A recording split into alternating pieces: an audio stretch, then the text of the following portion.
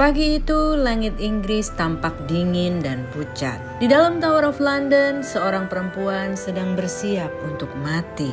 Perempuan yang dulu membuat Raja Inggris menghancurkan pernikahannya, memutus hubungan dengan gereja Katolik, bahkan mengubah sejarah negaranya sendiri, kini menunggu dipenggal atas perintah laki-laki yang sama. Seperti banyak kisah di Istana Tudor, cinta tidak pernah bertahan lama. Dan untuk memahami bagaimana seorang perempuan bisa naik dari dayang biasa menjadi ratu paling berbahaya di Inggris, kita harus kembali ke Prancis.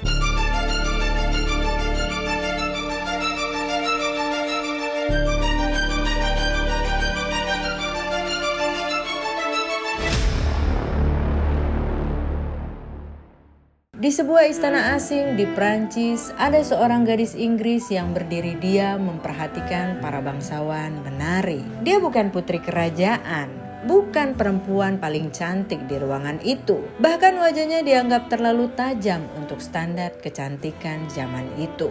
Kulitnya tidak terlalu bercahaya, matanya hitam pekat, lehernya panjang, dan senyumnya sulit ditebak. Tapi ada sesuatu dari dirinya yang membuat orang terus menoleh dua kali. Namanya Anne Boleyn. Dan tanpa sadar, gadis muda itu sedang berjalan menuju salah satu akhir paling tragis dalam sejarah kerajaan Inggris. Anne lahir sekitar tahun 1501, putri dari Thomas Boleyn dan Elizabeth Howard. Keluarganya ambisius. Meski bukan darah utama kerajaan, ayah Anne punya satu kelebihan. Dia tahu kekuasaan lahir dari pendidikan dan koneksi. Karena itu, Anne dan saudarinya dikirim ke luar negeri sejak usia sangat muda.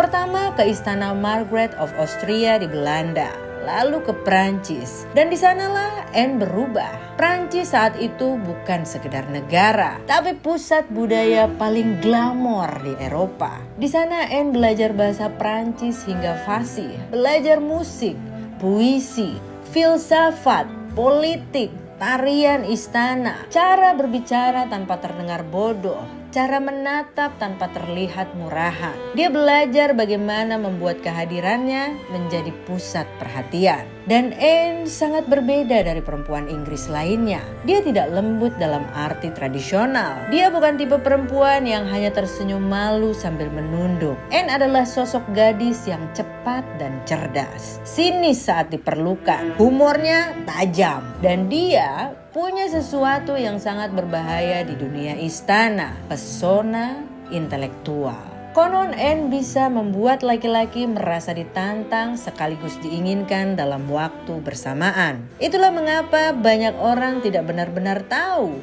apakah mereka menyukainya atau takut padanya. Saat kembali ke Inggris sekitar tahun 1522, Anne masuk ke istana sebagai dayang bagi Catherine of Aragon. Dan disinilah tragedi itu diam-diam dimulai. Catherine sebenarnya adalah seorang istri yang baik. Dia ratu yang setia, religius, bermartabat, dicintai oleh rakyat. Anne awalnya melayani perempuan yang nantinya akan dihancurkan hidupnya oleh keberadaan Anne sendiri. Dan yang membuat kisah ini makin tragis, Anne kemungkinan besar tidak pernah membayangkan dirinya akan menjadi ratu. Karena awalnya dia hanyalah salah satu perempuan di istana Tudor yang penuh intrik. Dia sempat jatuh cinta pada Henry Percy. Hubungan mereka serius, bahkan diduga nyaris bertunangan. Tapi hubungan itu dihancurkan karena keluarga Percy lebih memilih aliansi politik daripada Anne Boleyn. Dan untuk pertama kalinya Anne belajar satu hal tentang dunia bangsawan. Cinta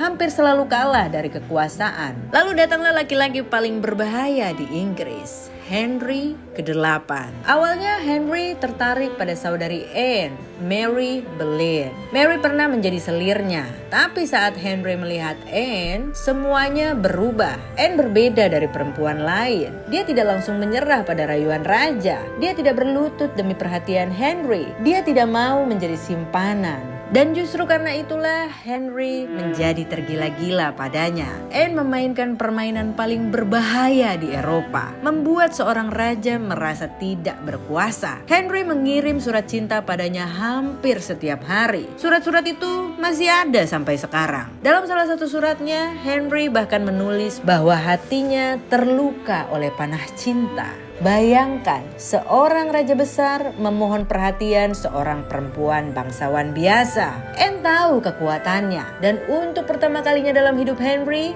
ada seseorang yang bisa mengatakan tidak padanya. Namun hubungan itu berubah menjadi bencana nasional, karena Henry sudah menikah dengan Catherine selama hampir 20 tahun. Dan Catherine gagal memberinya putra yang bertahan hidup. Henry mulai percaya bahwa Tuhan mengutuk pernikahannya, atau mungkin itu hanya alasan untuk membenarkan obsesinya terhadap Anne. Selama bertahun-tahun, Henry mencoba menceraikan Catherine, tapi Paus menolak karena Catherine adalah bibi dari Charles kelima, salah satu penguasa paling kuat di dunia. Karena itu, tidak ada seorang pun yang berani mempermainkan keluarga dari kaisar yang luar biasa ini, termasuk Paus sendiri. Istana Inggris mulai pecah menjadi dua kubu Catherine dan kubu Anne. Anne dibenci. Pamflet-pamflet menyebutnya penyihir, perempuan tidak bermoral, perusak rumah tangga kerajaan. Bahkan ada rumor yang mengatakan bahwa Anne memiliki jari tambahan di tangannya. Propaganda kejam untuk menggambarkannya sebagai perempuan iblis. Padahal kemungkinan besar itu hanya kebohongan politik. Tapi Anne bertahan. Dan Henry melakukan sesuatu yang mengguncang dunia Kristen.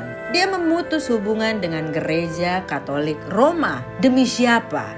Demi Anne. Bayangkan, satu perempuan membuat seluruh kerajaan berubah agama. Dan akhirnya Anne menikah dengan Henry pada tahun 1533. Sebelum penobatan itu, Anne diberi gelar yang belum pernah diberikan kepada perempuan Inggris sebelumnya, Marchioness of Pembroke. Anne menjadi perempuan pertama dalam sejarah Inggris yang diangkat sebagai Marquess atas namanya sendiri. Itu luar biasa, karena bahkan saat dunia membencinya, Henry masih mencoba mengangkat Anne setinggi mungkin. Dan untuk sesaat, Anne terlihat menang. Dia dimahkotai sebagai Ratu Inggris di Westminster Abbey dengan upacara megah. Mahkota emas bertumpu di kepalanya, rakyat bersorak, musik bergema. Tapi di balik semua kemewahan itu, Anne hidup dalam ketakutan. Karena dia tahu satu hal, Henry tidak mencintainya dengan tenang. Dia mencintainya dengan obsesi. Dan obsesi selalu lapar.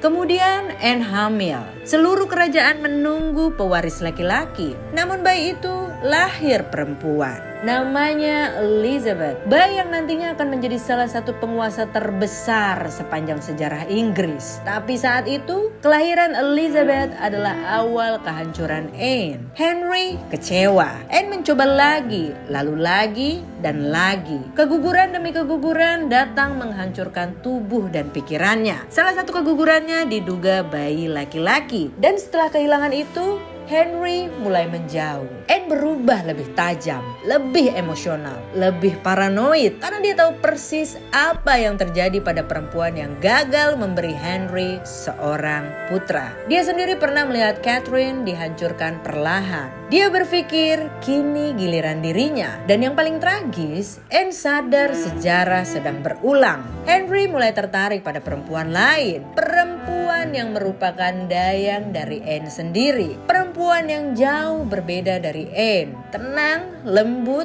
tunduk. Segala hal yang kini dirindukan Henry. Sementara itu, musuh-musuh Anne mulai bergerak. Orang-orang yang dulu mendukungnya perlahan menjauh. Karena di istana Tudor, mendukung orang yang mulai kehilangan cinta raja sama saja bunuh diri. Tahun 1536, semuanya runtuh. Anne ditangkap dengan tuduhan mengerikan. Perzinahan, pengkhianatan, bahkan incest dengan saudaranya sendiri, George Boleyn. Banyak sejarawan percaya semua tuduhan itu palsu, sebuah rekayasa politik untuk menyingkirkannya. Anne dibawa ke Tower of London, tempat yang dulu dia masuki sebagai calon ratu, kini menjadi penjara menuju kematian. Konon saat di penjara, Anne mengalami kehancuran mental sementara. Dia tertawa tiba-tiba, kemudian menangis dan berbicara tanpa arah. Mungkin karena karena akhirnya dia sadar semua pengorbanannya sia-sia. Dia menghancurkan Catherine, memutus gereja, mengubah Inggris, dan kini Inggris akan membuangnya begitu saja. Saudaranya George dihukum mati lebih dulu, dan Anne harus menunggu mendengar kabar itu dari balik tembok batu. Bayangkan rasa hancurnya. Akhirnya pada pagi tanggal 19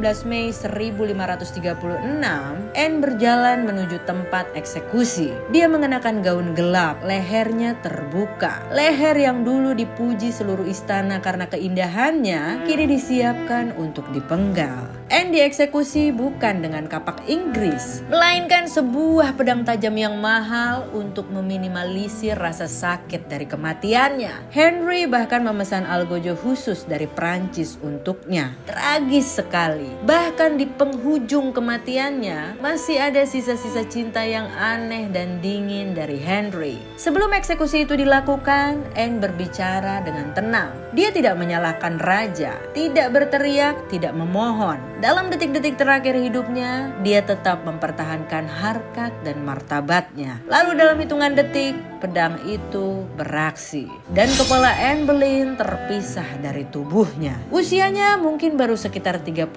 tahun. Tubuhnya kemudian dikubur tergesa-gesa di dalam kapel kecil di menara itu, tanpa makam megah, tanpa penghormatan besar. Dan hanya beberapa hari kemudian Henry menikah, seolah Anne tidak pernah ada. Namun sejarah punya cara aneh untuk membalas semuanya. Perempuan yang dianggap gagal karena melahirkan anak perempuan justru menjadi ibu dari Ratu Elizabeth pertama, ratu terbesar di Inggris, ratu yang membawa Inggris menuju Golden Age, mengalahkan armada Spanyol, membangun era kejayaan. Dan dunia akhirnya mengingat Anne bukan sebagai perempuan penggoda, melainkan perempuan yang mengubah sejarah Inggris dengan darahnya sendiri. Sampai hari ini nama Anne Boleyn masih terasa seperti luka di sejarah Tudor. Karena kisahnya bukan cuma soal cinta, tapi tentang bagaimana seorang perempuan bisa naik begitu tinggi sampai seluruh dunia takut pada pengaruhnya, lalu dijatuhkan begitu kejam seolah hidupnya tak pernah berarti sama sekali.